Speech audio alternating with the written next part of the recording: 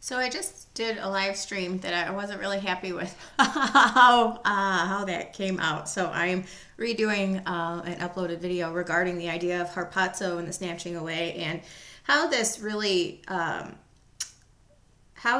underscores the grace of God.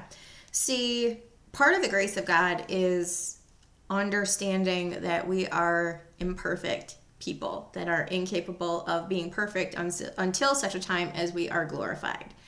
I understand that there are a great many of us Bible-believing Christians who understand Bible prophecy, we understand what's coming, and we may or may not be capable of standing through certain things that we would be put through if we were to go through the 70th week, up to and including understanding who the Antichrist is, understanding the mark of the beast. If we were to make it that far, there are some of us who would understand those things. But I would say that that would be not in the majority of Christendom. That when you're thrown into a survival situation, which the 70th week is from the very beginning, that you would throw logic and reason out the window and do whatever you needed to do to survive.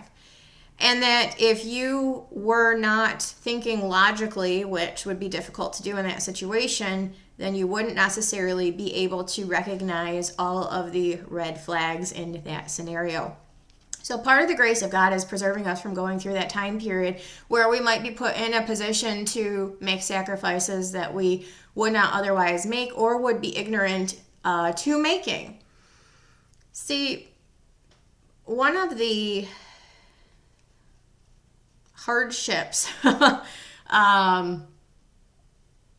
don't even want to say hardship. How would I classify that? One of the barriers to sound logic at this point in time is not understanding the timing of the mark of the beast. And so everybody is on this wild streak of don't do this, don't do that. It's the mark of the beast. It's going to lead to it. It's going to change your DNA and all this other stuff. God, being a gracious and loving God, is not going to put us in a situation where we would ever have to choose between something that could destroy us spiritually but save us physically, and something that would save us spiritually and destroy us physically. He's never going to do that. Our eternal life has already been secured, and we are never going to have to be put in a position where we would jeopardize that. And that is specifically what the mark of the beast is designed to do. Worship of the beast, image of the beast, and taking the mark of the beast is specifically designed to make people who have not chosen for Christ choose for Christ and or against Christ by doing things that will eternally separate them from God. Which is why the first judgment that comes after that is specifically targeted at those who take the mark of the beast, which is the noisome, grievous sore that will exist from that point through the last 3.5 years of the 70th week. It will be horrible for them. But it's specifically targeted at them, and they will not be able to die. That's one of the underscores of the severity of the vial judgments, is that nobody who endures them will be able to die from them. They will be made to go through them, which is why their hatred gets from anger to abject blasphemy from the midpoint of the week to the end of the 70th week, because they can't die and their judgments are getting worse and they are forced to be put through them. A loving, gracious God is not going to put his own children through that. And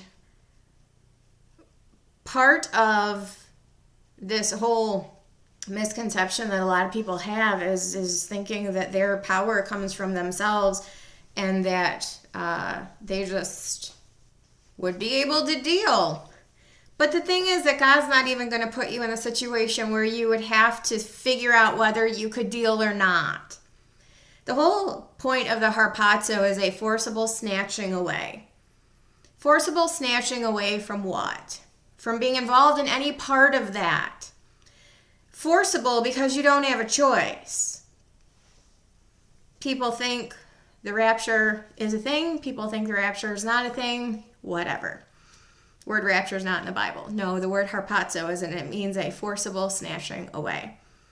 He is going to remove us because he told us that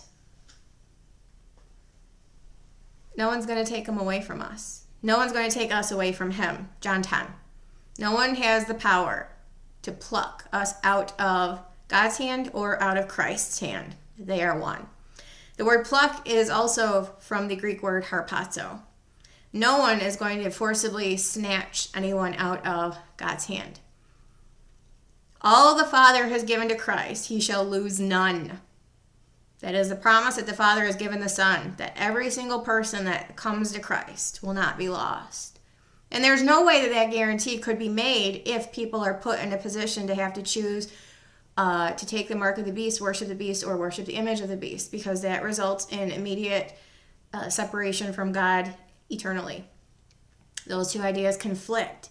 If we are put in a situation where we would have to choose something that would eternally separate us, then there is no absolute guarantee that every single person that has come to Christ would remain with Christ.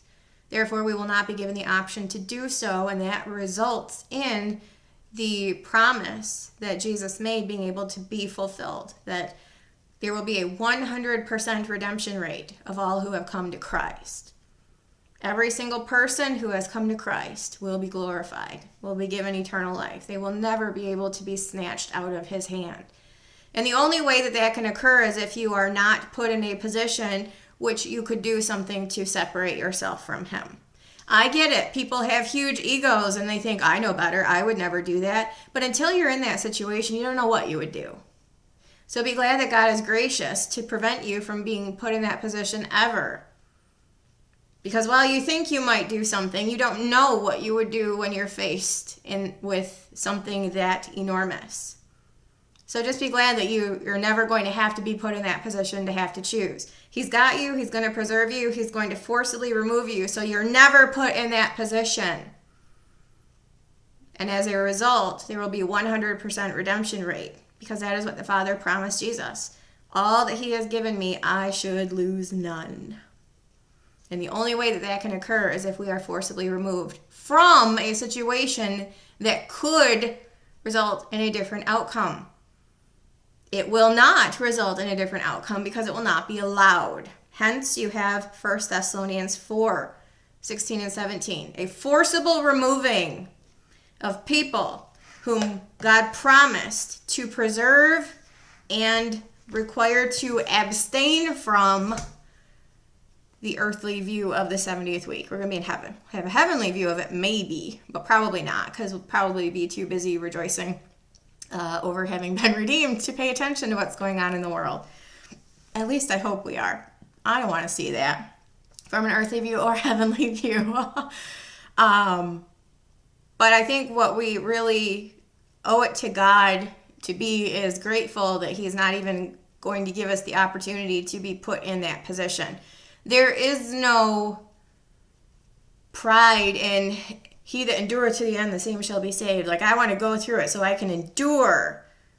Because that's proving what to who? How about we just rely on his promise that said you're not even going to be here to go through it? We've already proven what we need to prove by accepting Christ, who proved everything. So now let's just sit back and wait for him to forcibly remove us from a time period that we have no business being here for. And that means that we have no chance of being separated from God, because we're just not going to be here to go through any of that.